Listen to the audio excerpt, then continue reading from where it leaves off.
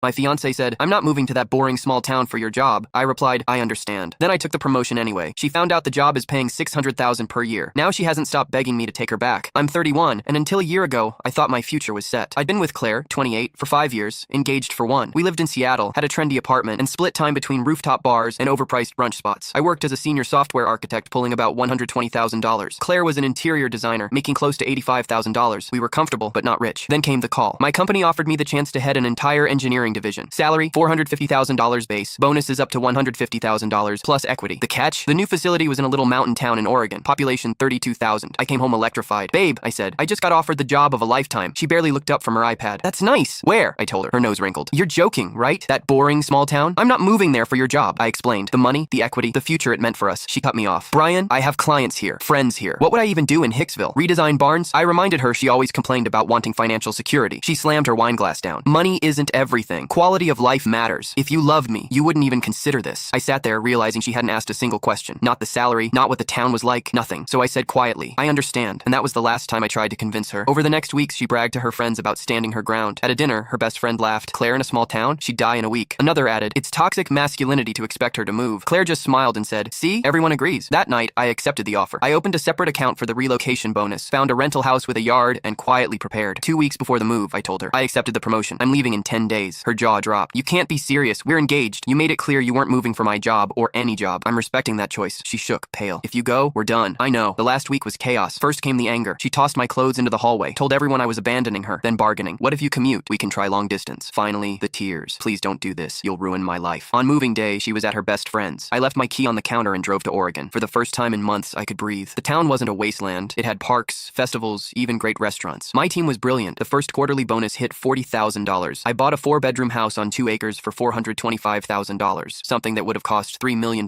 in Seattle. Then the messages started, first from her friends, then from her mom. She said you gave up a normal job for nothing. Is that true? I didn't correct it. But everything exploded when I posted a LinkedIn photo of me leading my division. The company site listed the salary range, $450,000 to $600,000. That night, my inbox flooded. Division head? Is this real? Brian, please, I didn't understand. The house is beautiful. We could have had that life together. I'll move now. I'll start over. I was wrong. Even her dad emailed. Son, you made the right call. Don't look back. 3 months later, Claire showed up in town. She wore jeans and a sweater, like she was auditioning for Small Town Girl, I Love You, she whispered in a diner booth. I'll move here. Please let me fix this, I just stared. Claire, you didn't lose me because of the move. You lost me because you refused to even ask what the opportunity meant. You didn't want me. You wanted the lifestyle you thought Seattle gave you. And now that you've seen the money, you're only here for what it can buy. She cried, swore she'd changed, but she hadn't. I stood up, dropped cash for the coffee, and said the only words left. You made your choice. Now, I'm thriving. Dream job, dream house, and a new relationship with someone who'd follow me anywhere, not just to the next trendy bar. And Claire, she's still begging.